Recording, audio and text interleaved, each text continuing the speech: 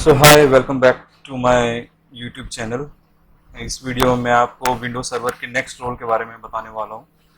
इससे पहले जो मैंने वीडियो बनाया था वो था एक्टिव डायरेक्टरी फेडरेशन सर्विसेज के बारे में।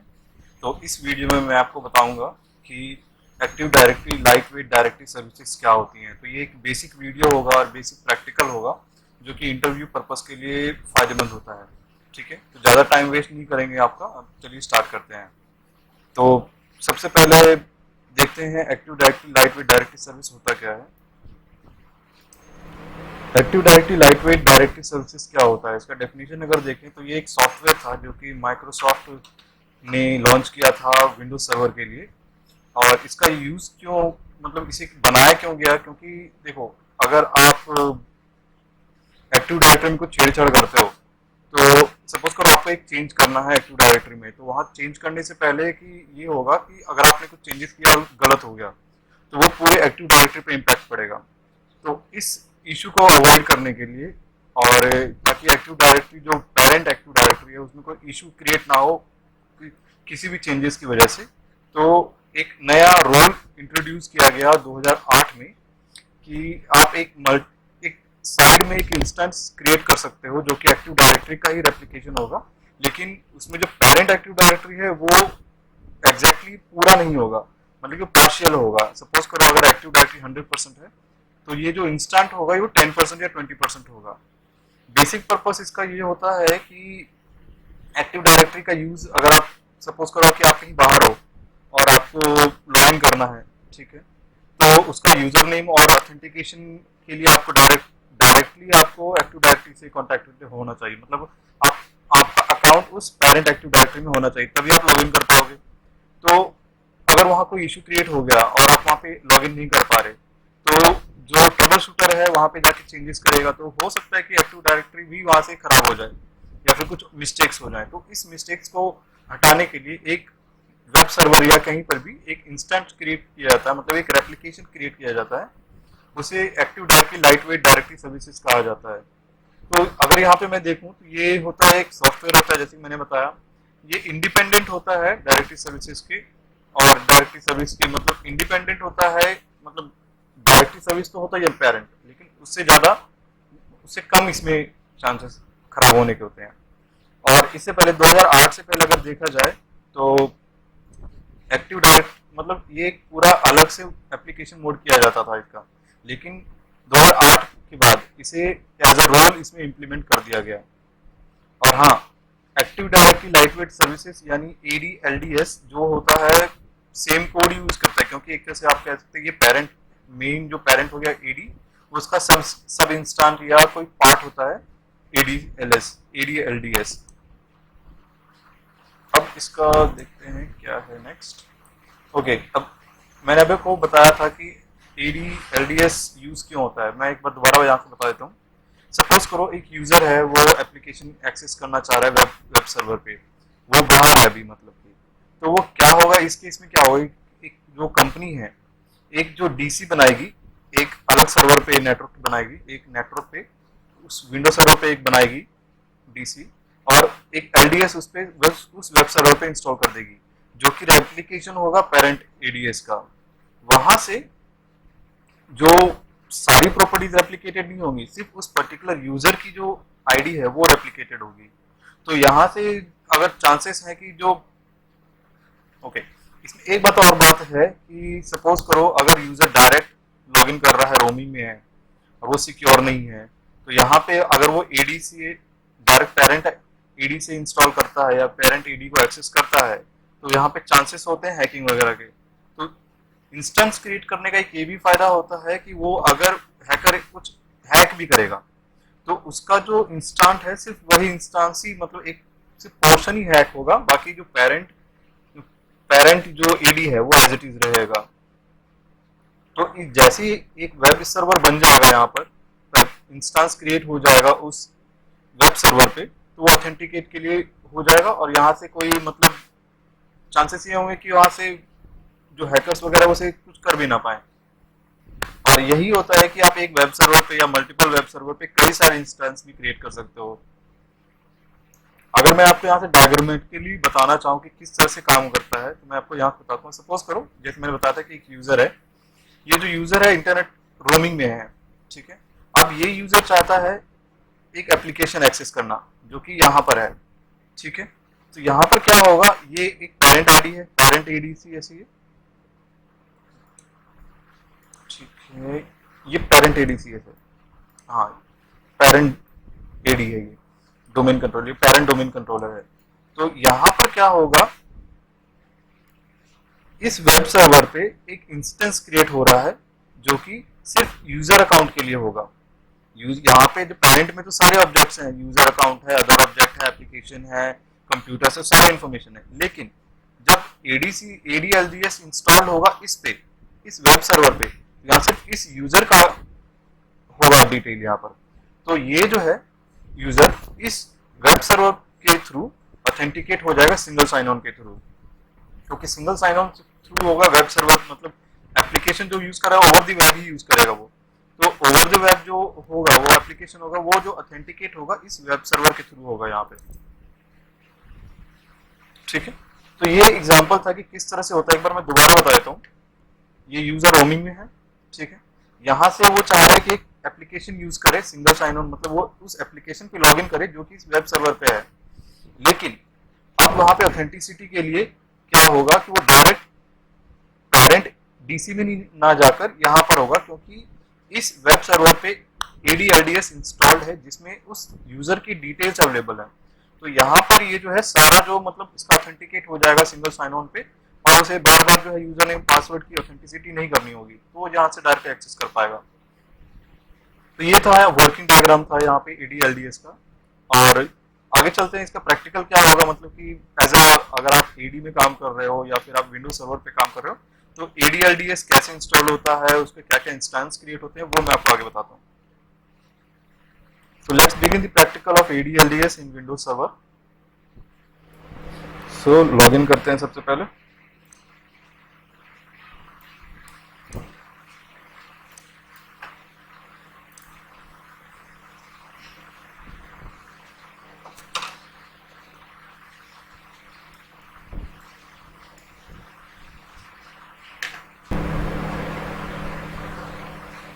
तो इसमें ADCS इंस्टॉल्ड है, ADDS इंस्टॉल है, ADFS इंस्टॉल्ड है। ये जितने भी अभी रोल हैं, इन सभी के ऊपर मैंने वीडियोस बना रखे हैं। जो बेसिक वीडियोस हैं, जो कि आप इंटरव्यू पर्पस के लिए जो बेसिक इन्फॉर्मेशन चाहिए वो है। ज़्यादा एडवांस वीडियोस नहीं बनाए मैंने इन सब पे, तो आप वो चेक कर सकते हैं। मैंने सारे वीडियोस अपने यूट्यूब लिस्ट पे डाल रखा है, आप एक बार जरूर चेक कर लें। ADCS, ADDS और ADFS क्या क्या होता है। तो सबसे पहले देखेंगे तो यहाँ पर ADLDS इंस्टॉल्ड नहीं है, तो ऑब्वियस जो स्टेप्स हैं इस रोल को इंस्टॉल करने के लिए हम यहाँ पर जाएंगे ऐड रोल्स एंड फीचर्स पे। यहाँ देखेंगे कि हमेशा की तरह रोल बेस्ड ही होगा,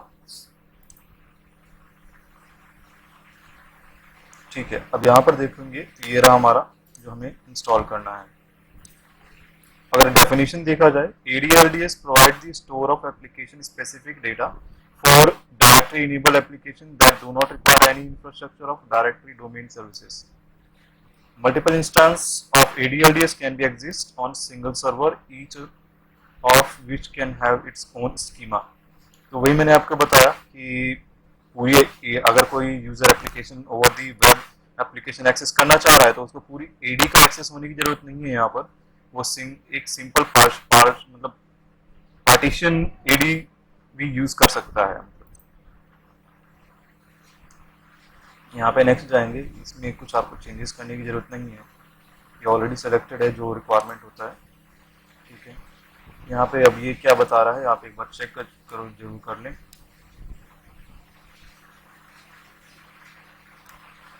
ADLDS runs as a non-operating system service, ठीक है। After installing ADLDS, created by launching ADLDS, set up wizard advanced tools to test this. Before removing ADLDS, you must use program and feature to control panel to remove all previously installed, ठीक है। हमारे पास कोई भी यहाँ पर पहले ADLDS install नहीं है, ये फर्स्ट टाइम मैं आपको दिखाने के लिए कर रहा हूँ। चलिए देखते हैं आगे क्या है।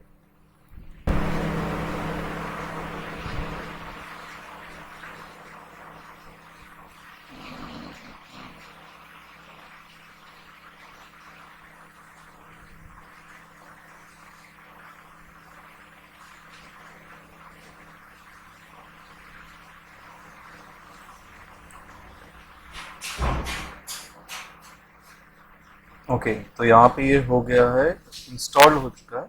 अब हम इसका कॉन्फ़िगर करेंगे, ठीक है। तो कॉन्फ़िगरेशन के लिए यहाँ पर आपको इस पर क्लिक करना होगा,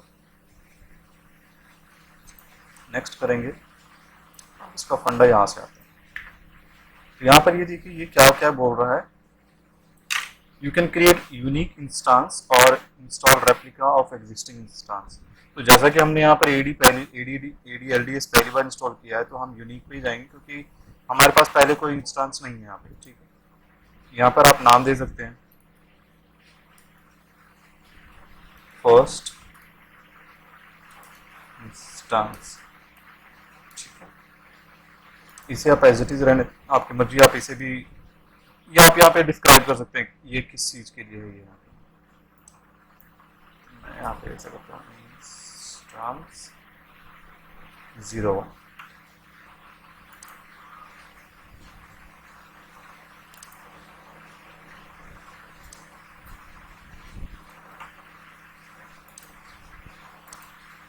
ओके, इंस्टांस 01। यहाँ पे इसका यहाँ पर ये बोल रहा है कि इस पार्ट पे computer will connect to the instance of ADLDS using specific port, ठीक।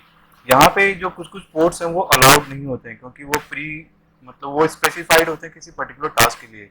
तो ये हम पोर्ट नंबर नहीं दे सकते। आप जो पोर्ट नंबर जो दे सकते हो, यहाँ पे इन्होंने रेंज दे रखा है 1025 से 652523 से आप यहाँ पे दे सकते हो। तो एक डिफॉल्ट यहाँ पर इन्होंने पोर्ट ले रखा है, तो मैं इसको भी चेंजेस नहीं करूंगा। आप अपने अकॉर्डिंग, अगर जैसे कि एडी का काम तो इसका नहीं होता कुछ, लेकिन जो डेवलपर होता है, एप्लीकेशन डेवलपर होता है, उसके लिए ये होता है यहाँ पे वो पोर्ट नंबर आपको प्रोवाइड करवाएगा। अगर ऐसा कोई रिक्वेस्ट आता है तो वो पोर्ट नंबर वही आपको प्रोवाइड करवाएगा। अब यहाँ पे क्या है, an application directory partition application specific. हमारे पास देखिए एडी में 4 पार्टीशन होते हैं, ठीक है। डोमेन पार्टीशन हो गया, एक स्कीमा पार्टीशन हो गया, एप्लीकेशन पार्टीशन हो गया, और एक और था, कौन सा था, ठीक है, कॉन्फ़िगरेशन पार्टीशन होगा। ये आपने स्कीमा जो है एडी में देखा होगा, लेकिन एप्लीकेशन पार्टीशन नहीं देखा होगा। तो यहाँ पर जो हम एप्लीकेशन पार्टीशन यहाँ पे क्रिएट कर रहे हैं, तो यहाँ पे जो अगर ऑब्वियस है ADLDS का काम क्या होता है कि यूजर रिमोटली एप्लीकेशन यूज कर रहा है वेब सर्वर से और ऑथेंटिकेट हो रहा है ADLDS के थ्रू, SSO के थ्रू। तो यहाँ पर हम जो है यस करेंगे, एक इंस्टांस हम एप्लीकेशन डायरेक्टरी पार्टीशन क्रिएट करेंगे। अब इसके लिए हम यहाँ पर नाम देंगे, select the option of the application that you plan to install does not create an application. A valid partition name is distinguished name that does not already exist in instance. आपको यहाँ पर इंस्टांस का वो नाम देना है जो कि इस पे एग्जिस्ट ना कर रहा हो इस ADLDS में। तो हम पहली बार बना रहे थे, हम तो इंस्टांस में कुछ भी नाम दे सकते हैं, ठीक है। तो मैं वही बताता हूँ, इंस्टांस जो होगा, ये जो फॉर्मेट आप देख रहे हो यहाँ पे, ये जो फॉर्मेट है ना CN आपको इसी के फॉर्मेट के थ्रू आपको नाम देना है। तो पहले CN करेंगे हम इक्वल, पार्टीशन का नाम दे देंगे इंस्टांस 01, ठीक है, DC। यहाँ पे DC क्या है वो देख लेते हैं, DC का नाम देखना है यहाँ पर। DC का नाम जो है वो यहाँ पे पता चलेगा क्या दे रखा है। DC का नाम हो गया, जो पेरेंट DC है, पेरेंट डोमेन कंट्रोलर है, पेरेंट एक्टिव डायरेक्टरी है, तो वो होगा raymond.com, ठीक है। मैं आपको यहाँ पर ये भी दिखा देता हूँ, ये है raymond.com। मैंने कहाँ से बोला कि ये पेरेंट DC है, यहाँ पे दिखा रहा हूँ।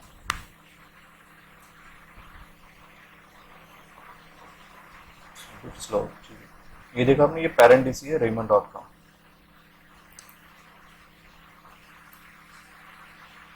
तो simple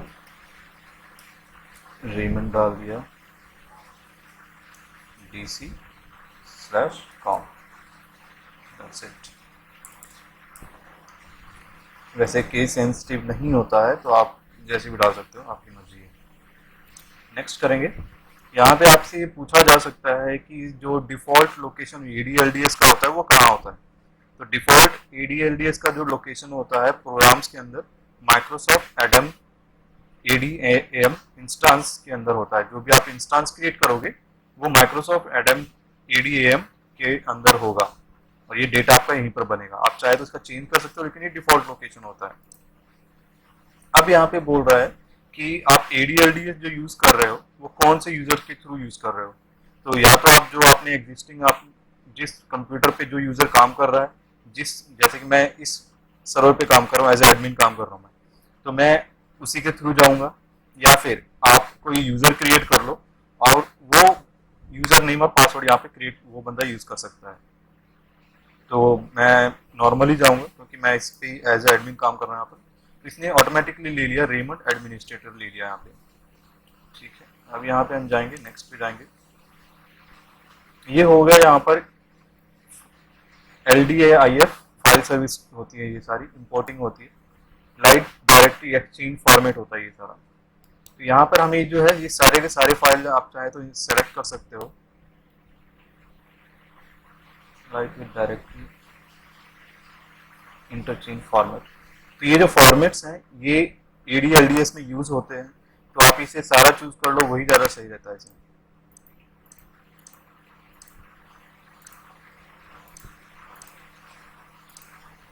You can import data from lightweight directory instance format file into your ADLDS application partition. So it's better to select all the files rather than selecting few, and later on you can have any issues. So to avoid that issue you can select all of them. ठीक है, next करेंगे इसमें। तो ये आपको यहाँ पे सारा समरी बता रहा है आपने क्या चूज किया है क्या चूज नहीं किया है।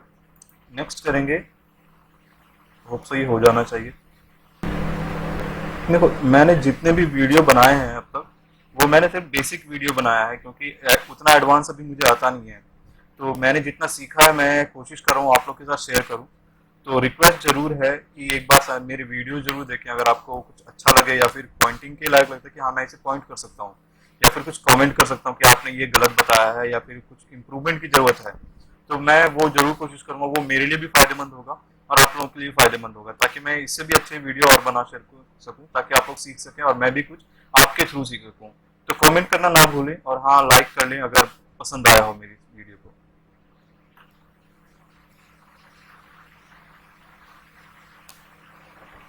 Still working.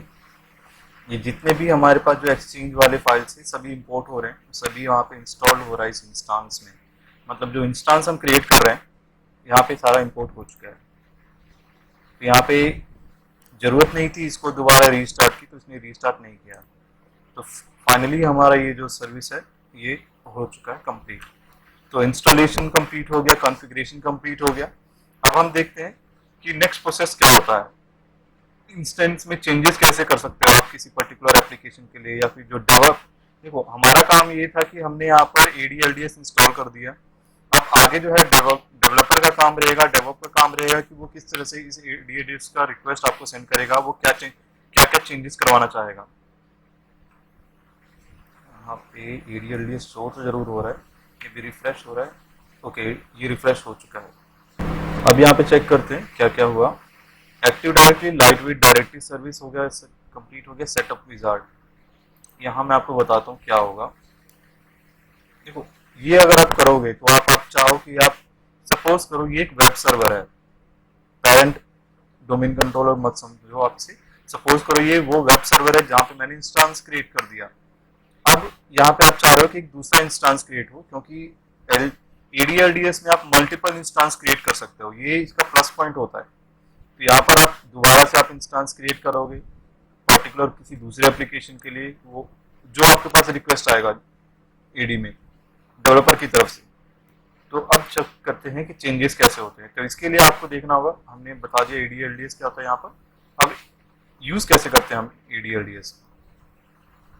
तो आपको याद होगा कि मैंने जो बनाया था यहाँ पे, क्लोज करो इसे, क्लोज करो, एक्सपेंड करो, ठीक है। अब यहाँ पर देखोगे वो जो इंस्टांस मैंने बनाया था उस पर मैं चेंजेस करके बताऊंगा आपको। पहले हमें यहाँ कनेक्ट करना होगा। यहाँ पे आप इंस्टांस नहीं दे सकते हो, मैंने इंस्टांस जो बनाया था 01 बनाया था, ये एज इट इज रहेगा। Select well known context as it is रहने दो आप इसे, ठीक है। ये जो इंस्टेंस हमने बनाया था, ये देखो यहाँ पे मैंने बनाया था रेमंड रोशन के नाम पे, इंस्टेंस 01 हो गया हमारे पास।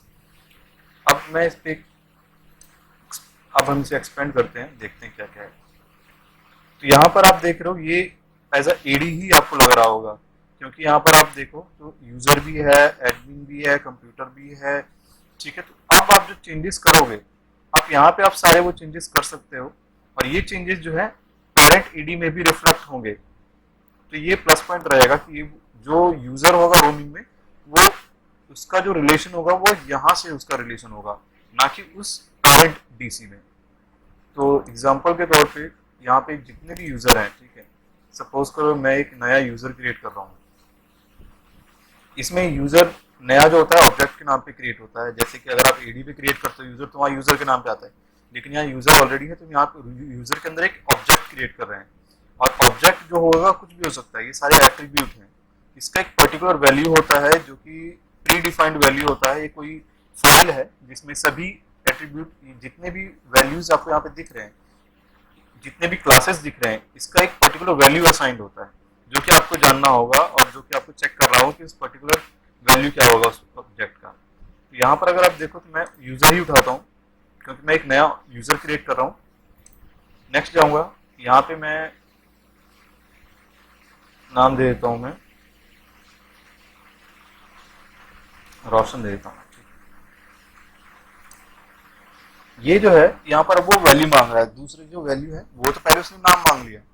अब यहाँ पर मैं इस एट्रीब्यूट का जो इस क्लास का है इसका वैल्यू होगा, तो वैल्यू तो मुझे पता नहीं, सपोज करो मैंने कुछ ऐसे डाल दिया है 727, ठीक, तो यहाँ पर ये क्रिएट हो गया। लेकिन अगर आप कुछ फंक्शन चेक करोगे या फिर उसको यूज करोगे तो उसमें एरर आएगा, क्योंकि मैंने रैंडम वैल्यू डाला है इसमें जो कि मुझे पता नहीं है। तो वैल्यू भी आपको जो है दिया जाएगा जब आप इसमें चेंजेस करोगे, जो आपके पास रिक्वेस्ट आएगा उसमें वैल्यू प्रोवाइडेड होगा। तो यहाँ पे मैंने देखिए एक रोशन नाम का यूजर क्रिएट कर दिया है, ठीक है। अब यहाँ पे हम इसकी प्रॉपर्टीज पे चलते हैं, जस्ट अ सेकंड।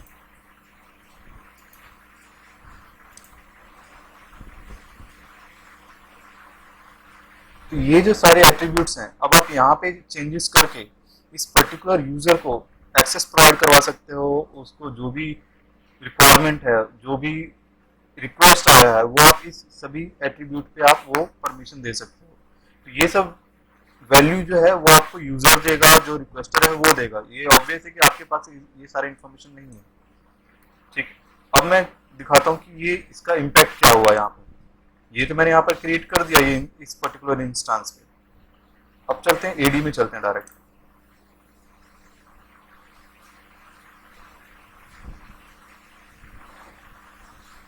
ये मेरा पेरेंट एडी है, पेरेंट डीसी है, ठीक है। लेट्स सी रोशन। ये देखो जो मैंने यूजर क्रिएट, वहां यूजर शो नहीं हो रहा था, वहां ऑब्जेक्ट शो हो रहा था, तो यहाँ पे यूजर शो हो रहा है। तो ये जो है ये आपका पेरेंट डीसी हो गया, और ये आपका एक जो है इंस्टांस हो गया, यानी एक पार्टीशन हो गया, या फिर एक पार्ट हो गया उस पेरेंट एडी का। होप से ये वीडियो आपको आपके इंफॉर्मेशन के लिए कुछ प्लस पॉइंट हुआ होगा। तो नेक्स्ट वीडियो में कोशिश करूंगा और जल्दी बनाने की। आज के लिए इतना ही। Thank you very much for watching this video, and please do comment if I made any mistake, if I have gone wrong in between. So thanks a lot for watching this video again. Have a great day and stay blessed.